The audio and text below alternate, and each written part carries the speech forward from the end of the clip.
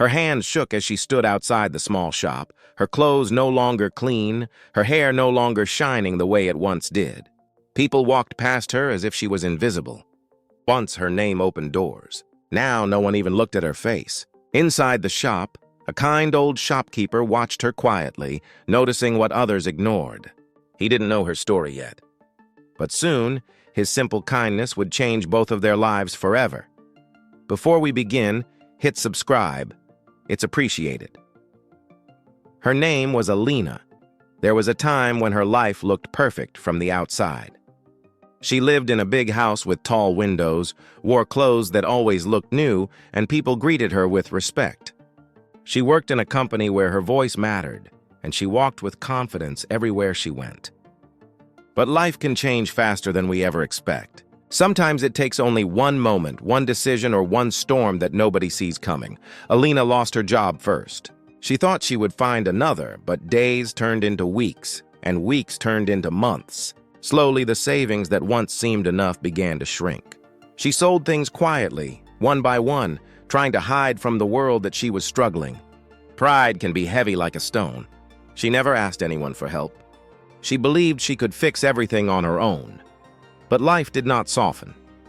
Her house was taken next. Friends who once smiled beside her now did not return her calls. People who praised her now acted like they had never known her.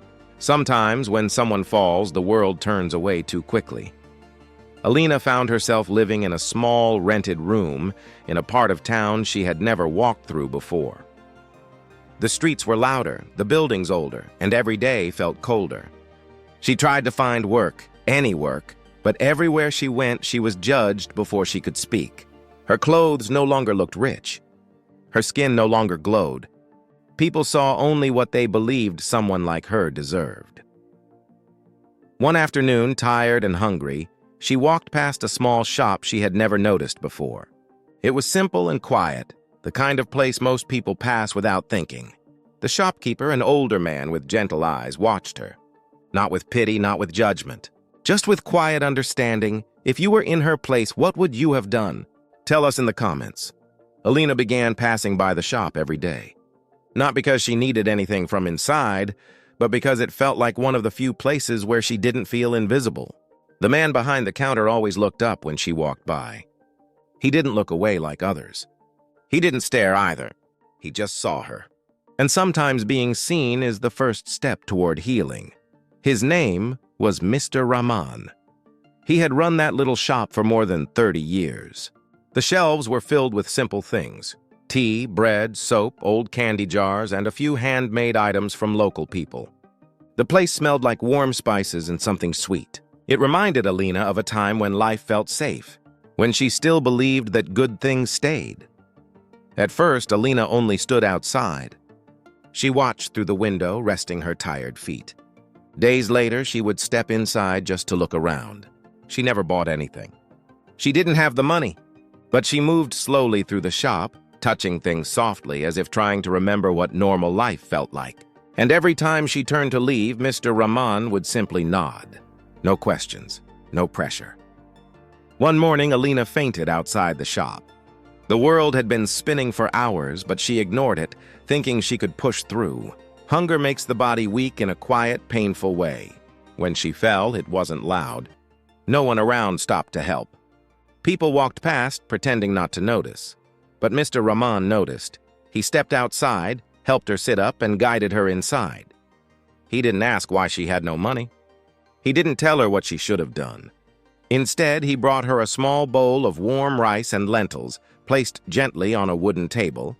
Alina stared at it. Her eyes filled with tears she tried to hide. She hadn't eaten a real meal in 2 days.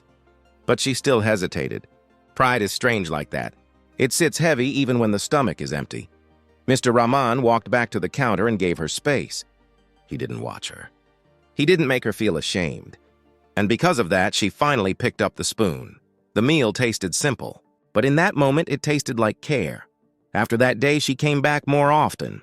Not for food, just for peace. Sometimes she swept the floor. Sometimes she helped organize items on the shelves. Sometimes she just sat quietly. Mr. Rahman never treated her like a problem. He treated her like a person, but the rest of the town was not so kind. Whispers began. People stared.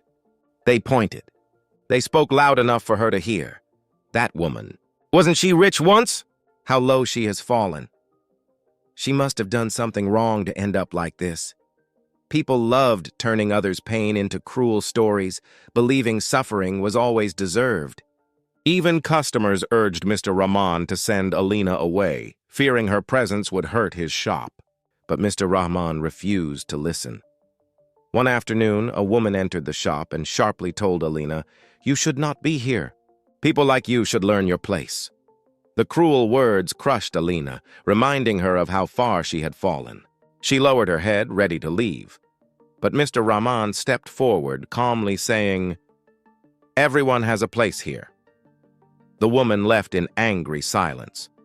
Alina stood, trembling not from pain, but from the overwhelming feeling of being defended when she was too broken to defend herself.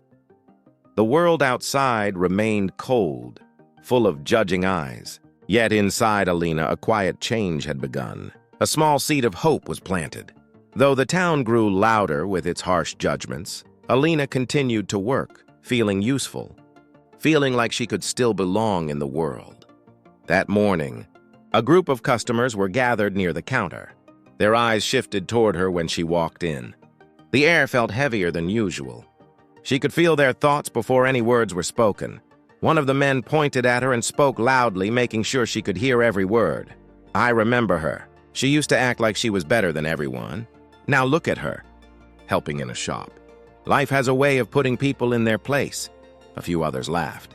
The sound was sharp, cutting straight into her chest. Alina didn't move. She didn't cry. She didn't speak. She just stood there holding a small box of tea in her hands. The weight of her past, the shame of her present, and the fear of her future all pressed together inside her. It felt like her heart was folding in on itself. But then, something unexpected happened. Mr. Rahman walked out from behind the counter. His steps were slow. His face was calm, but there was a firmness in his eyes that could not be ignored. He looked at the man who had spoken, then at the others, and then at Alina. He didn't raise his voice. He didn't argue. He simply spoke the truth in a way that stood heavier than any insult. Life does not put people in places, people do. And sometimes we choose to lift or we choose to push down. The shop fell silent. Mr. Rahman turned to Alina, his eyes full of pure understanding and respect, not pity. He spoke gently but clearly. "You do not owe shame to anyone. You are simply in a hard season, and seasons change." Alina's hands shook. Tears of dignity, not pain, finally fell. In that moment, she realized that losing everything did not mean losing herself. Being truly seen was the key to starting over. The customers who mocked her fell silent. Alina looked at Mr. Rahman, unable to speak, and he simply nodded, accepting her silent tears as thanks. In the days that followed, a quiet change began within Alina. She still carried worry, but now she also held the memory of the man who chose kindness over cruelty. She stood a little straighter, slowly shedding the heavy burden of shame. She finally understood that losing wealth did not mean losing her worth. Slowly, the town began to see her differently too. They watched Mr. Rahman's respect and started to wonder why, leading to small smiles and soft greetings. One warm afternoon, Mr. Rahman asked her to sit with him, not to dwell on her past, but to ask what she hoped for now, from here. It was a simple question, but simple questions can open closed doors. For the first time in a long while, Alina allowed herself to dream again. She spoke softly about wanting to rebuild her life, not the same life she had before, but a new one built on understanding, patience, and gratitude. She wanted to work, to stand on her own feet again, to find purpose in each day. Mr. Rahman listened, and then he smiled, not the smile of someone who felt pity, but the smile of someone who believed in her. Together they planned small steps, nothing big, nothing rushed. Just steady paths forward. Weeks later, Alina began helping run the shop officially. She greeted customers. She kept the books. She brought new ideas to help the business grow, and slowly, she found herself returning to the world, not as someone who fell, but as someone who rose again. The town still whispered sometimes, but now the whispers no longer controlled her heart. What happened between Alina and Mr. Rahman was not loud, not grand, not something the world would call extraordinary. But sometimes the quiet acts, a meal offered, a seat saved, a kind word spoken, are the ones that rebuild lives. There are many people in the world right now who look strong on the outside but are breaking on the inside. Sometimes all it takes is one person to see them, one person to say, "You still matter." What part of this story stayed with you the most? Tell us in the comments, show some love with a like, and subscribe to stay inspired.